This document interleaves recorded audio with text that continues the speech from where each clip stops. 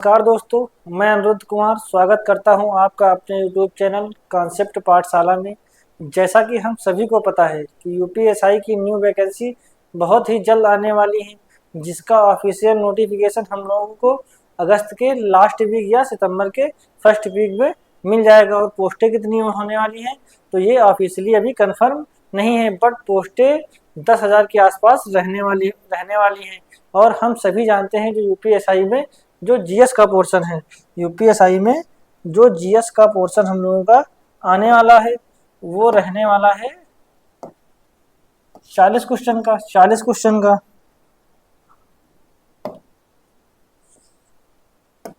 GS के कितने question रहने वाले हैं तो 40 क्वेश्चन रहने वाले हैं।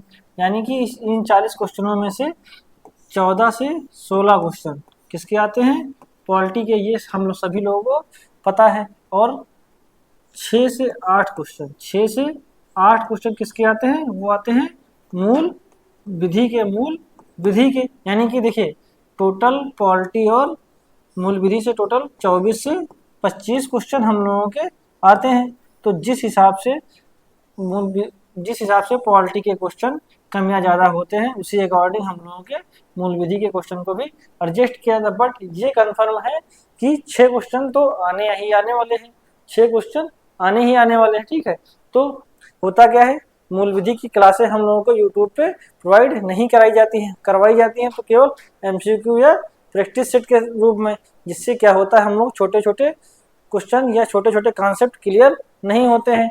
यानी कि जो रटा अगर क्वेश्चन मिल गया तब तो हम लोग कर पाते हैं, अगर नहीं तो नहीं कर पाते, क्योंकि मूल विधि की क्लासें हम लोगों ने डिटेल में नहीं कर रखी होती हैं।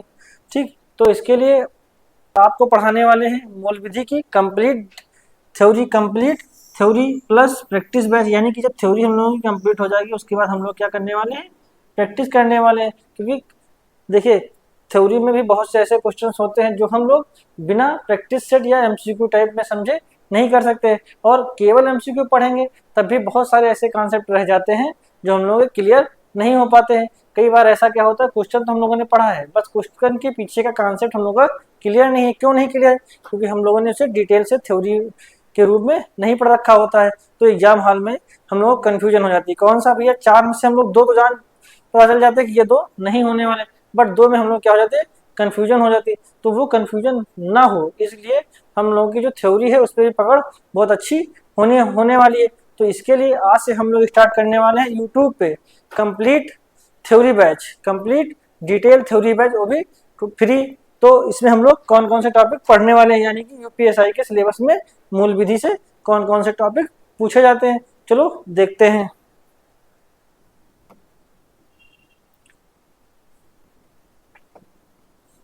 तो मूल विधि के टॉपिक में सबसे पहला टॉपिक क्या रहने वाला है हम लोगों का, महिलाओं और बच्चों के संरक्षण से संबंधित जो अधिनियम या एक्ट हम लोगों के सिलेबस में दिए हुए हैं। कौन कौन से टॉपिक्स हम लोगों को या कौन कौन से ऐसे एक्ट महिलाओं और बच्चों से संबंधित है जो हमें पढ़ने हैं या हमारे एग्जाम में जहाँ से क्वेश्चन आते हैं। तो पहला टॉपिक क्या रहने वाला हम लोगों का, वो रहने वाला है दहेज प्रथा अधिनियम 1961। दहेज प्रथा अधिनियम 1961।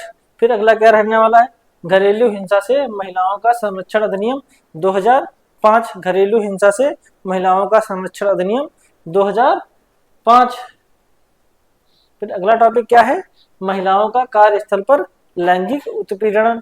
महिलाओं का कार्यस्थल पर लैंगिक उत्पीड़न 2013। ठीक, उसके बाद क्या है, स्त्री अशिष्ट रूपण अधिनियम 1986। स्त्री अशिष्ट रूपण अधिनियम 1986। देखिए, इनके ईयर भी कई बार पूछ लिए जाते हैं, तो इनके ईयर भी हम लोगों के लिए मोस्ट इम्पॉर्टेंट है। तो इसके लिए आप लोग परेशान ना होइए कि सर इतने सारे एक्ट हैं, इतनी सारी डेटें हैं, वो हम कैसे याद रखेंगे।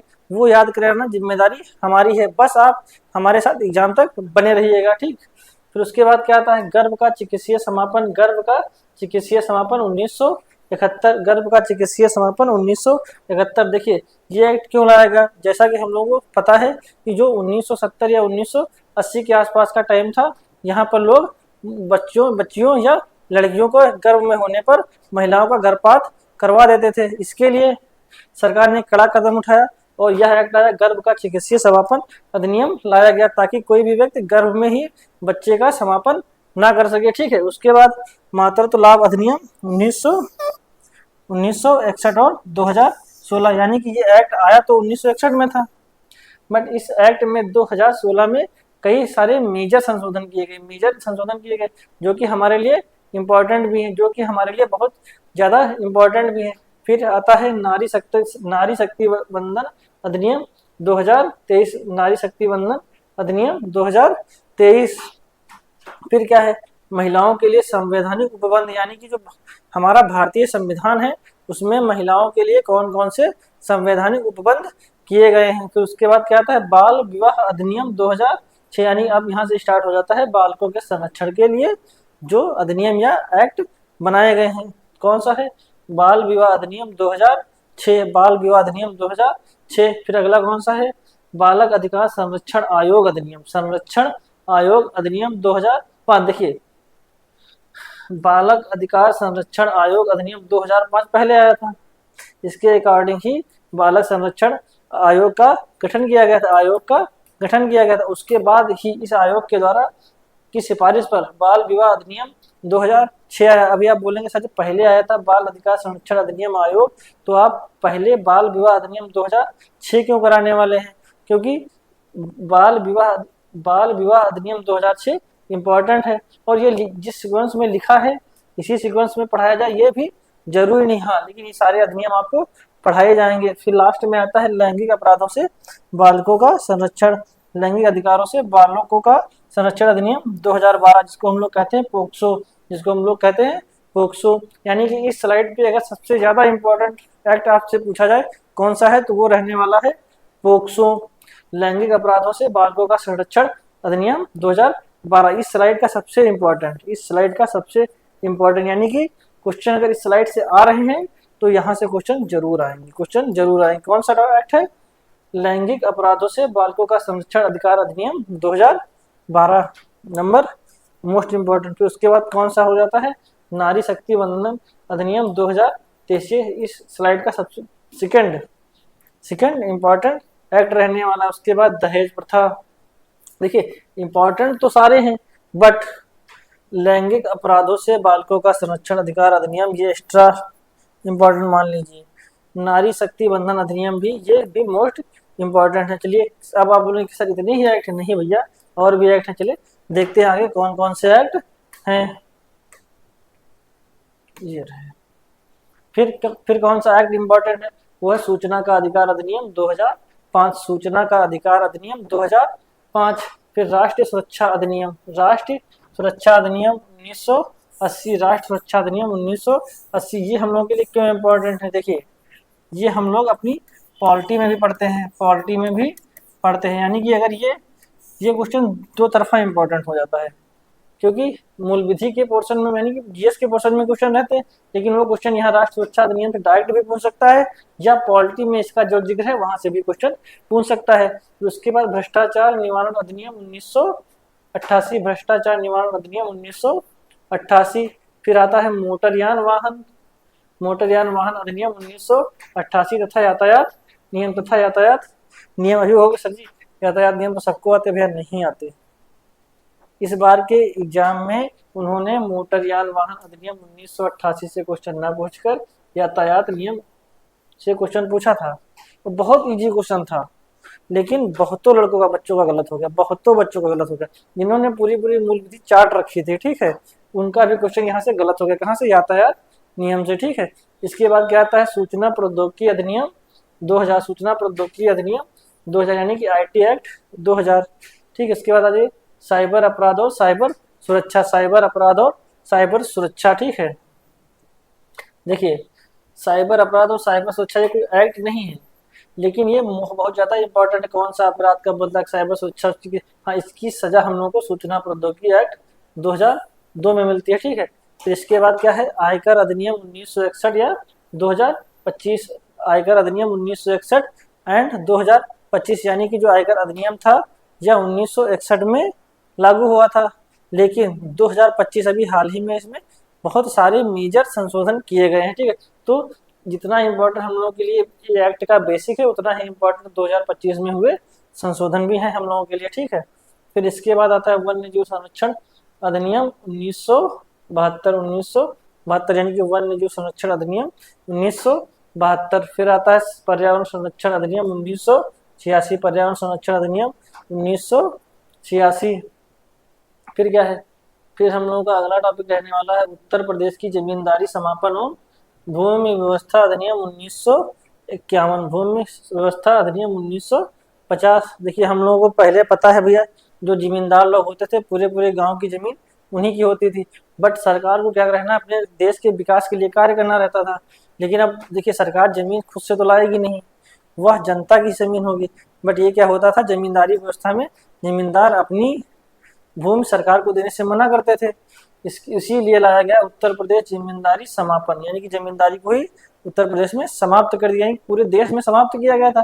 लेकिन जब ये उत्तर प्रदेश में लागू हुआ तो इसे कहा गया उत्तर प्रदेश जमींदारी समापन एवं भूमि व्यवस्था अधिनियम 1950, ठीक है।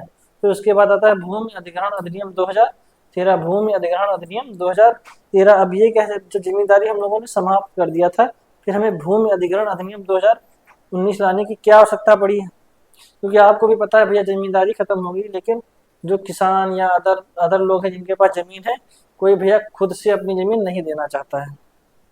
लेकिन हमें अगर अपना कार्य करना है, सरकार देश का विकास करना है, तो हमें भूमि की आवश्यकता होनी ही वाली है, पड़ेगी ही पड़ेगी। तो इस अधिनियम के द्वारा सरकार एक्स्ट्रा भूमि का अधिग्रहण कर सकती है और जनता न्यायालय न जाए, ठीक है। इसके लिए क्या है, भूमि अधिग्रहण अधिनियम 2013 है। तो ये अभी तक जो हम लोग देख रहे थे, ये हम लोग थे माइनर एक्ट, ठीक है। और इन माइनर एक्ट से 4 से 6 क्वेश्चन आने हैं, 4 से 6। अभी आप बोलेंगे सर आपने बोला था मूल विधि में ही 4 से 6 से 8 क्वेश्चन आते हैं, तो क्या मेजर एक्ट से नहीं आएंगे? तो भैया मूल विधि डिपेंड करती है पॉलिटी पर, क्योंकि पॉलिटी प्लस मूल विधि पेपर में 25 क्वेश्चन आने, 24 से 25। तो अगर पॉलिटी बढ़ती है तो मूल विधि के क्वेश्चन नंबर ऑफ क्वेश्चन कम हो जाते हैं, लेकिन अगर पॉलिटी के क्वेश्चनों की संख्या कम होती है तो नंबर ऑफ क्वेश्चन जो मूल विधि के होते हैं वो अपने आप बढ़ जाते हैं, ठीक है। तो अभी लोग हम लोग देखा था कि माइनर एक्ट में हमें कौन कौन से एक्ट पढ़ने हैं। अब हम लोग देखने वाले हैं मेजर एक्ट। मेजर एक्ट में कौन कौन से एक्ट हैं और इनका वेटेज कितना रहता है। तो अब ये मानिए जो हम लोग का मेजर एक्ट है, इसमें 1 से 2 क्वेश्चन ही हम लोग के एग्जाम में आते हैं, और ये इनका सिलेबस भी बहुत ब्रॉड है। इसलिए हम लोग पहले पढ़ेंगे अपने माइनर एक्ट, क्योंकि कम मेहनत में ज़्यादा क्वेश्चन हम लोग कवर कर सकते हैं।